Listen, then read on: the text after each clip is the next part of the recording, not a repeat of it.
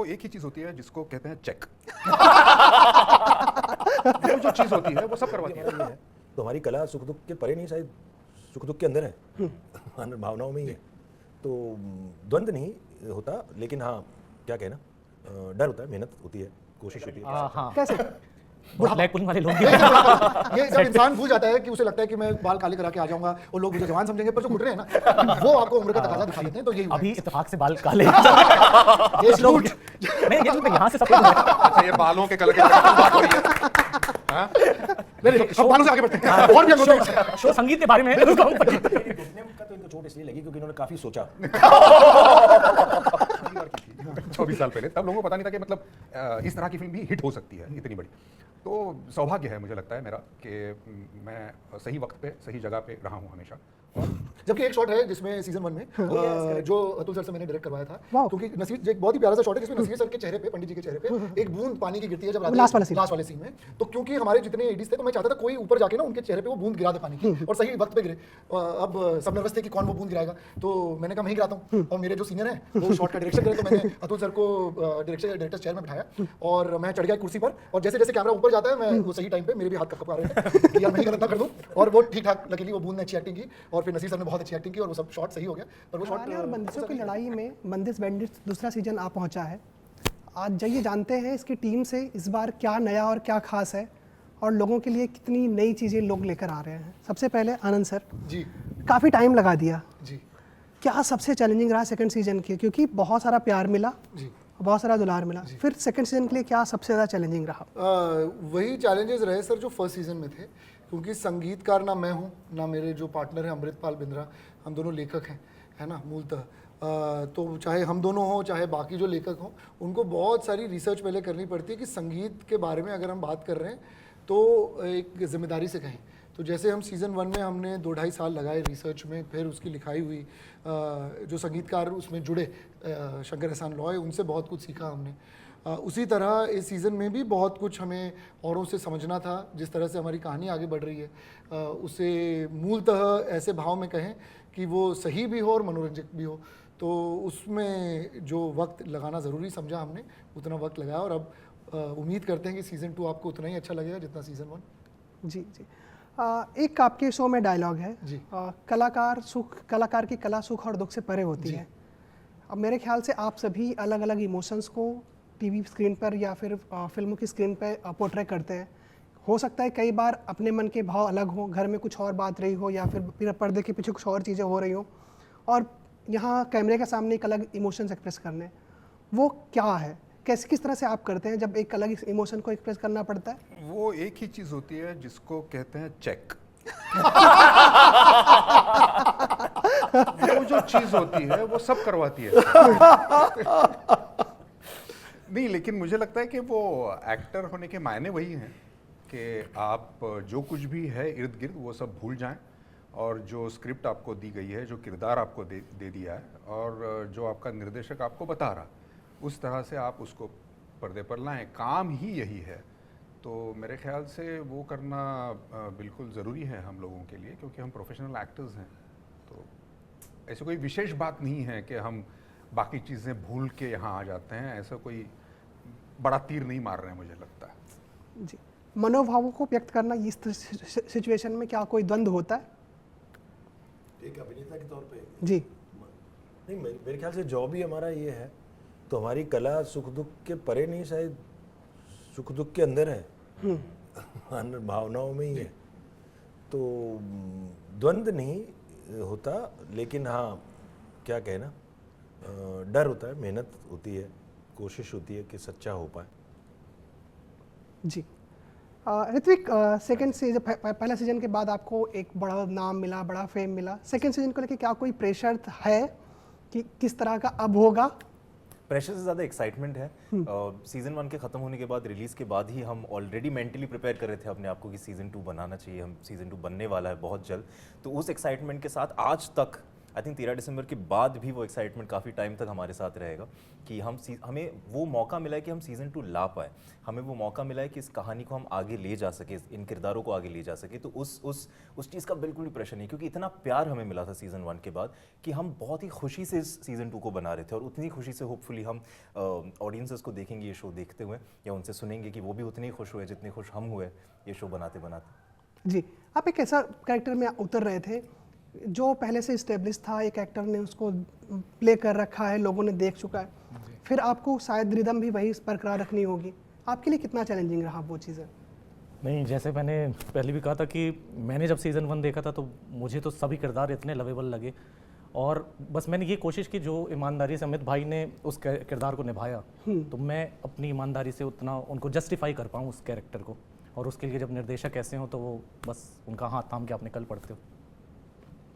जी, आनंद sir ने इतने प्यार से उन्हें चीयर किया, कहा ब्रेक अ लेग ही ब्रोक अ लेग। रियली? हाँ, कैसे? बहुत लेग पुलिंग वाले लोग भी ये सब बुढ़ापा। ये जब इंसान भूल जाता है कि उसे लगता है कि मैं बाल काले करा के आ जाऊंगा और लोग मुझे जवान समझेंगे, पर जो घुटने हैं ना वो आपको उम्र का तकाजा दिखा देते हैं। तो यही हुआ है। अभी इत्तेफाक से बाल काले ये लोग झूठ। नहीं, ये झूठ नहीं, यहाँ से सफेद हुए। अच्छा, ये बालों के कलर के बारे में क्यों बात हो रही है? हाँ? नहीं, हम बालों से आगे बढ़ते हैं और भी अंग होते हैं। शो संगीत के बारे में है, उसको हम घुटने का तो इनको चोट इसलिए लगी क्योंकि इन्होंने काफी सोचा।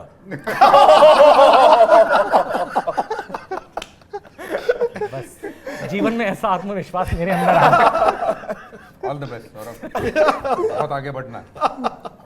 वही कोशिश। आनंद सर, जस्ट मैं अगर शो देख रहा था, जिस तरह से मुझे दिखा कि एक अलग अलग ट्विस्ट, लाइक वो जो एक बुक लेने वाली बात होती है, जिस तरह से अतुल सर का एक्टर बोलते हैं कि मैं कुछ चीज़ें ले जा सकता हूँ। हर कोई सोचता है कि book book book book, but book नहीं, वो चप्पल लेके जाते हैं।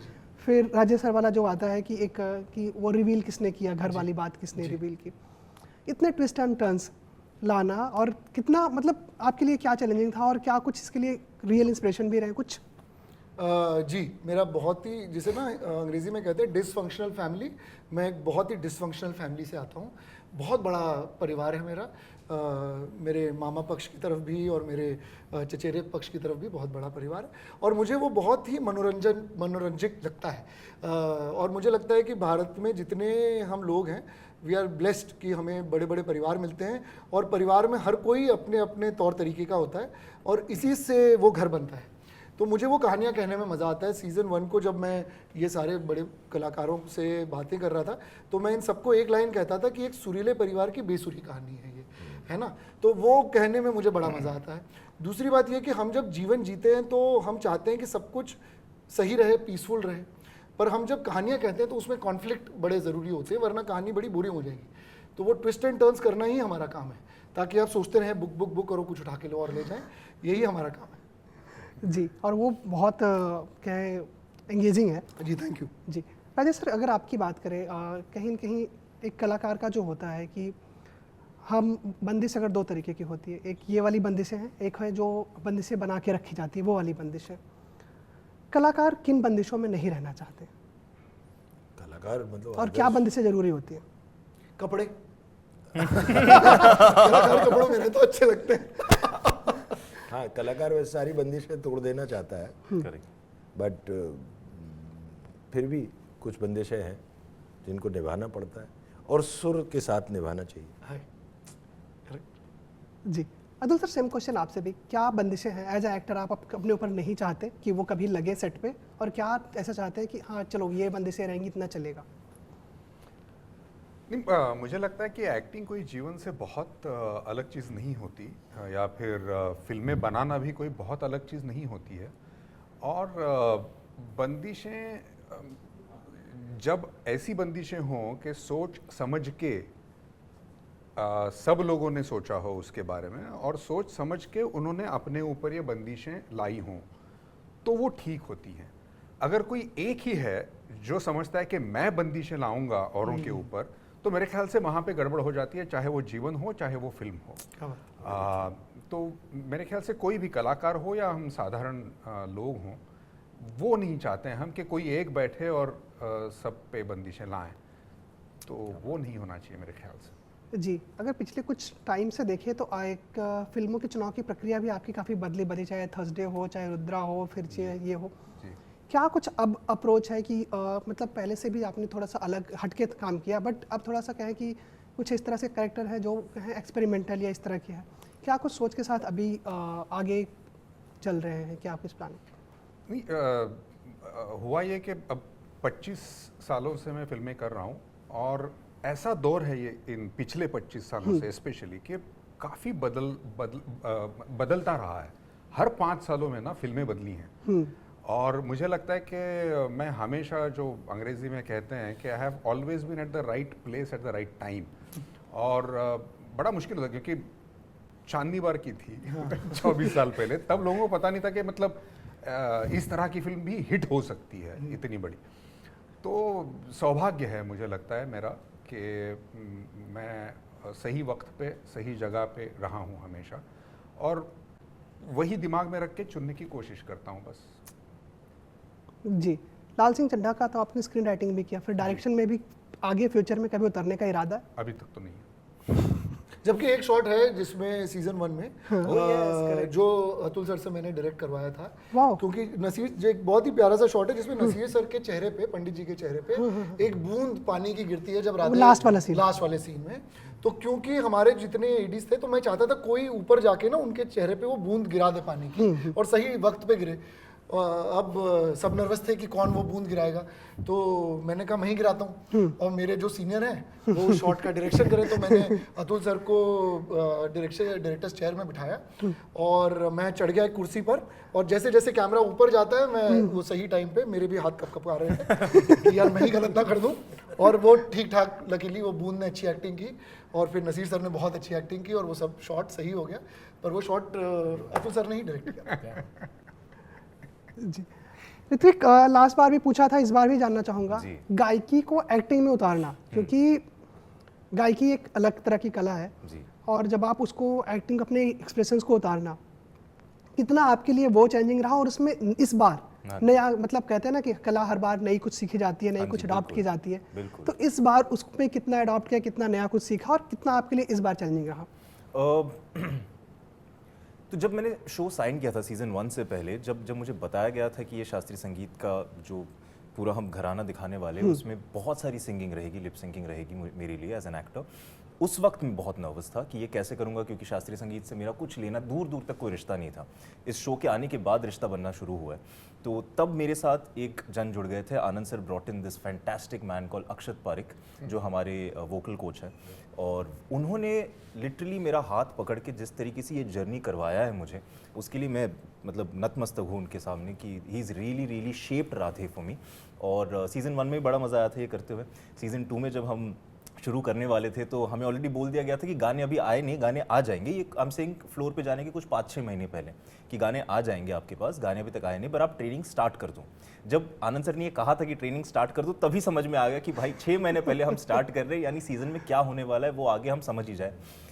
तो उस वक्त बड़ा एक्साइटमेंट था। फिर गाने आए, फिर शूट करते वक्त समझ में आया कि यार कितने बारीकी से हम हर चीज़ को देख रहे हैं। तो इस सीज़न में not just lip sync and not just making sure कि हम फिजिकली एक सिंगर को सही से पोर्ट्रे कराए, बट जितना हैवी ऑन इमोशन है ये सीज़न, जितना हैवी ऑन, जितना लोडेड है with things that is happening in this season, वो सब आपको गायकी में उतारनी है। और वो again as Anand sir's direction and Akshat Pareek's coaching, and that has shaped Radhe together. तो मेरे लिए तो सिर्फ एक्साइटमेंट था, मुझे तो बस इनके बारे में इनको सुनना था और वो जो कह रहे वो करना था। एक्चुअली ये जो सवाल है ना, वो जिनसे पूछना चाहिए वो है नहीं यहाँ पे, जिनका नाम है शीबा चड्ढा। सबसे अच्छी Sheeba student ma'am, we love you ma'am. नहीं, लेकिन शीबा जिस तरह की एक्ट्रेस हैं, इतनी बढ़िया एक्ट्रेसेस और इतनी वैरायटी जो दे सकती हैं, बहुत ही कम हमारी इंडस्ट्री में एक्ट्रेसेस हैं। और दूसरी जो ऐसी एक्ट्रेस हैं जो सेकंड सीजन में आई हैं, उनका नाम है दिव्या दत्ता। तो मुझे लगता है कि खैर हम तो यहाँ पे सारे मर्द बैठे हैं, लेकिन बंदिश बैंडिट्स में चाहे वो यंग जनरेशन के किरदार हों या सीनियर जनरेशन के किरदार हों, फीमेल कैरेक्टर्स बहुत ही बढ़िया लिखे कमाल। हैं। बंदिश बैंडिट्स में, और all credit goes to Anand and Amrit for that. तो मुझे लगता है कि ये जो चीज़ है बंदिश बैंडिट्स की, इस पे ज़रूर तवज्जो देना चाहिए कि किस तरह से फीमेल कैरेक्टर्स लिखी गई हैं। एब्सोल्युटली, बहुत बढ़िया। और बिल्कुल जिस तरह से फर्स्ट सीजन में एक धीरे धीरे धीरे जा रहा था कि बहुत उनका कैरेक्टर जो शिबा मैम का था बहुत शांत शांत शांत जी शांत, जी जी। और फिर लास्ट में खुद आके आके बढ़ती है मैं सिखाऊंगी। हाँ फिर वहाँ जिस तरह से कहें रिबेल भी नहीं बनना, एक टीचर बनना, जी। उस जिस तरह से वो कैरेक्टर उठ के आता है और फिर बताता है नहीं मैं भी हूँ, और फिर उनकी कहानी वो बहुत ही काबिल और तारीफ है। उनका और नसीर भाई का जो सीन है, शीबा का और नसीर भाई का, वो तो मतलब that is one of the best scenes in the first season. और सेकंड सीजन की कमाल ये है कि विरह जो है वो पीछे रह गया है और अब दोनों मिल के गा रहे हैं। मिलन ही हो तो इस बात को लेकर हमारी बहुत अलग अलग भावनाएं इस पूरे ऋत्विक, जिस तरह से आपका कैरेक्टर इसमें एक कॉमर्शियल एंगल एंड अपने आर्ट के बीच एक लड़ाई चल रही है, कहीं ना कहीं कहें कि थोड़ा सा फेम भी चाहिए जी। बट उसी के अपने घराने के साथ बने भी रहना है। जी। सेम एज एन एक्टर भी आपके साथ या फिर आप सभी के साथ वो सारी चीज़ें सिचुएशन आते होंगी कि कभी कमर्शियल चीज़ों के साथ चले जाएं, कुछ कमर्शियल प्रोजेक्ट्स हैं बट कई बार ऐसे प्रोजेक्ट्स भी आते होंगे वहाँ पैसे नहीं है बट वहाँ पे दिल करता है, तो ऐसे में किसकी सुनना ज़्यादा फायदेमंद लगता है? बहुत ही अच्छा सवाल है। मुझे ऐसा लगता है कि एवरी आर्टिस्ट, चाहे वो म्यूजिशियन हो, एक्टर हो, राइटर्स हो, डायरेक्टर्स हो, जो भी कहानी कहने की कोशिश कर रहे हैं या जो भी कुछ एक्सप्रेस करने की कोशिश कर रहे हैं, उन सबके अपने आइडियोलॉजीज़, अपने मोरालिटीज़, सबके अपने अपने इंडिविजुअलिस्टिक होते हैं। अब उस चीज़ को एक ऐसे पड़ाव पे लाना कि उसे हर कोई कंज्यूम कर पाए, ताकि आपके आइडिया के साथ मतलब खुशी खुशी लोग आपको सुने, आपके विचारों को सुने या आपके थॉट प्रोसेस को सुने, उसके लिए उसको कमर्शियल बनाना, I mean for the lack of a better word, उसको कमर्शियल बनाना बहुत ज़रूरी होता है। अब वो अपने तरीके से आप कमर्शियल कैसे बनाते हो वो तो आप खुद ही ढूंढ पाएंगे। जैसे इस सीज़न 2 में आप देखेंगे कि राधे का कॉन्फ्लिक्ट ही ये रहा है कि वो पंडित जी के म्यूज़िक को आगे कैसे ले जाए और क्या कर सकता है उस घराने के लिए, और उसमें उसने अपनी खुद की एक जर्नी ढूंढी है, अपने खुद का एक पर्सपेक्टिव लाया कि इसे मैं दुनिया तक कैसे ले जाऊं, और वो घराने के साथ वही करने की कोशिश कर रहा है। तो I think as an actor also for me it's the same thing कि ऐसा लगता है बहुत बार कि मुझे इस तरीके का एक्टर बनना है या उस तरीके का एक्टर बनना है। पॉइंट ये है कि मुझे एक्टर बनना है, मैं एक्टर हूँ, मुझे एक्टिंग करनी, मुझे कहानियाँ कहनी है, मुझे कहानियों का हिस्सा बनना है। अब वो कहाँ प्रेजेंट किया जाता है, कैसे प्रेजेंट किया जाता है, वो एक टीम एफर्ट होता है जो सब मिलके सोचते हैं। But at the same time consciously कोई, आई डोंट थिंक हम डिसाइड कर रहे होते कि ये कमर्शियल है, ये आर्ट है। हम सबके लिए सब सेम ही है। Like for us at the end of the day it is just story telling and performance. जी, शो में तो आपका कैरेक्टर संगीत सारंगी बजाता हुआ नज़र आता है, बट पर्सनली मैं आपसे जानना चाहूँगा क्या किसी इंस्ट्रूमेंट में इंटरेस्ट है? हाँ, मतलब हारमोनियम में नाटकों में बजाता था। वाह। हाँ, तो और फ्लूट अभी अभी स्टार्ट किया था, तो ये दोनों में मेरा ध्यान रहा है। हाँ, वो इसलिए फ्लूट बजा रहे हैं क्योंकि राजेश जी बहुत अच्छी फ्लूट प्लेयर हैं, बहुत अच्छे। सीजन 2 में आप उनको इनफैक्ट लाइव भी बजाते सुनेंगे। अच्छा। तो सौरभ नहीं चाहता था कि उनको ये जो प्यार मिल रहा था ना सेट पे क्योंकि बहुत आकर्षित हो रहे थे सारे लोग, है ना, महिलाएं स्पेशली। तो सौरभ से ये देखा नहीं गया, तो उन्होंने भी फ्लूट पकड़ ली। मेरी तो सर पहले फूक आजकल निकल बाज गई। पकड़ रखा।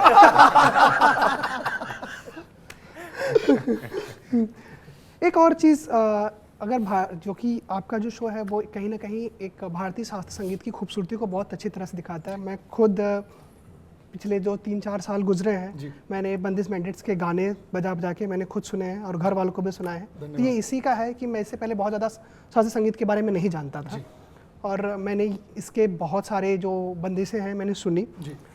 बट एक बार कहीं ना कहीं वो यूथ में वो भारतीय शास्त्रीय संगीत के प्रति वो चार्म अभी भी कम है कि लोग आते हैं संगीत के, लोगों को देखता है कि हाँ रॉक स्टार हैं, बन रहे हैं, लोग रैप कर रहे हैं, वो बट वो इंडियन जो शास्त्रीय संगीत है उसकी अभी भी चार्म वो कमर्शियल एंगल पे या फिर लोगों में, युवाओं में वो क्रेज़ कम है।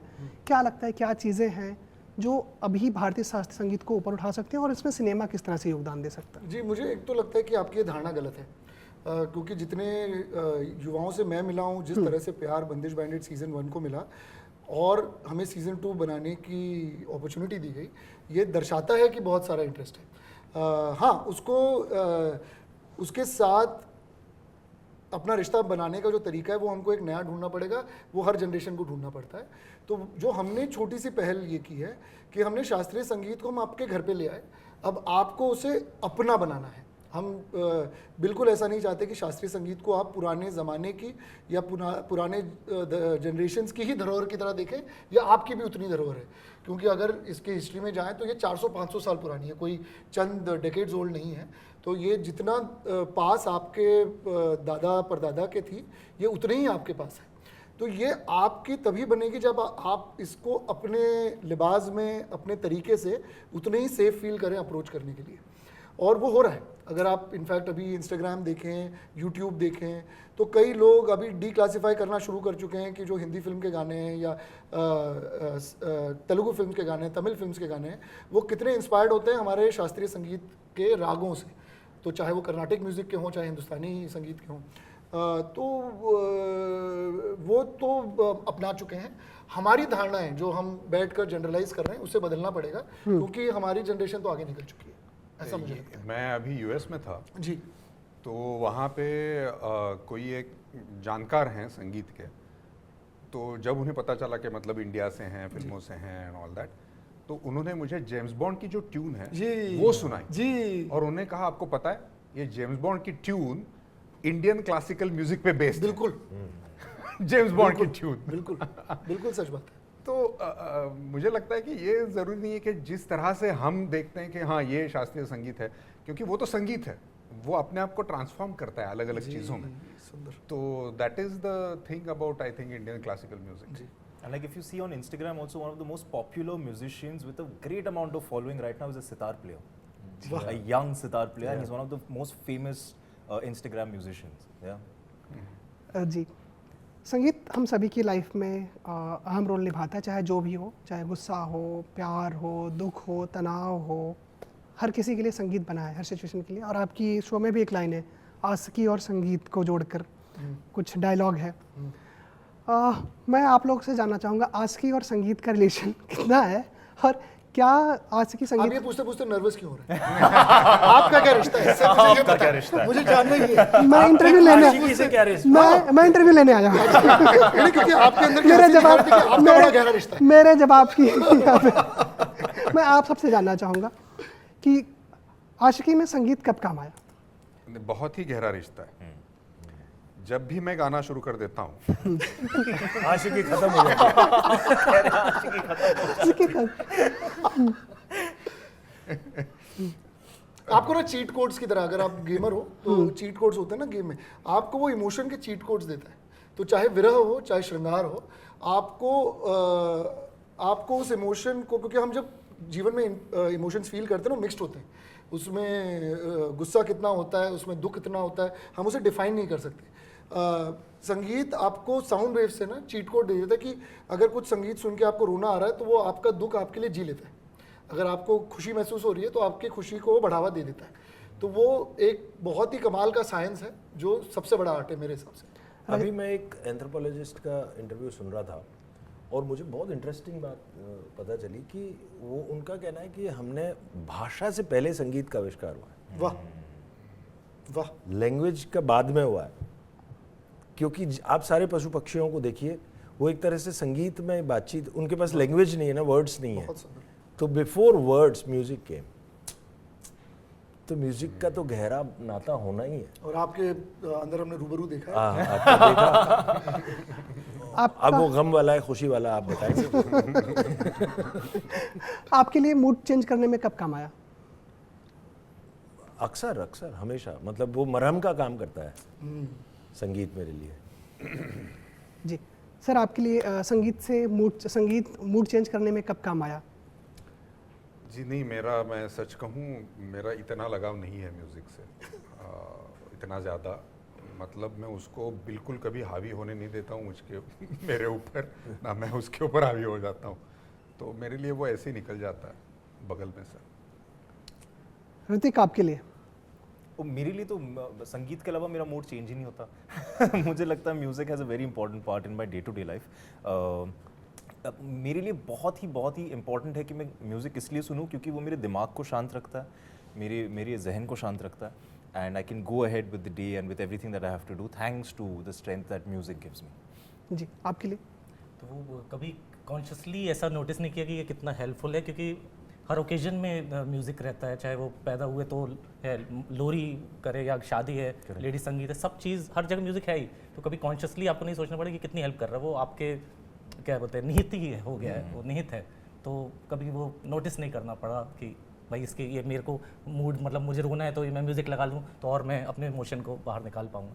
तो नहीं, वो अपने आप कहीं बैकग्राउंड में सितार बनने लगेगा। कभी पहला प्रेम जब हुआ होगा, अब तो पता नहीं कितने प्रेम हो गए, तो पता नहीं कौन-कौन से इंस्ट्रूमेंट बजा रहा है, कितने प्रेम हो गए। कितनी बार पहला प्रेम हुआ? पता जरा एक वीडियो कॉल लगाओ तो। नहीं, प्रेम तो एक ही बार नहीं, ऑन कैमरा ये बोलना पड़ेगा। जी। सो आपकी टीम की तरफ से बार बार समय की पाबंदियां यहाँ बंदिशें बताई जा रही हैं। ये आपकी नाराजगी है। जी, हम तो काफ़ी टाइम तक इस फैंटास्टिक टीम के साथ बातचीत कर सकते हैं, तो फिर मुझे यहीं पे समाप्त करना पड़ेगा। Thank you so much and आपके शो के लिए ढेर सारी शुभकामनाएं। जिस तरह से सेकंड सीजन, फर्स्ट सीजन को प्यार मिला है, सेकंड सीजन को उससे कहीं ज़्यादा मिले। हम थर्ड सीजन का भी इंतज़ार कर रहे हैं, उम्मीद भी लगाए बैठे हैं, आए बने और हम इसी तरह से भारतीय शास्त्रीय संगीत को ग्रो करता देखें। Thank you so much. Thank you. Thank you so much. Photo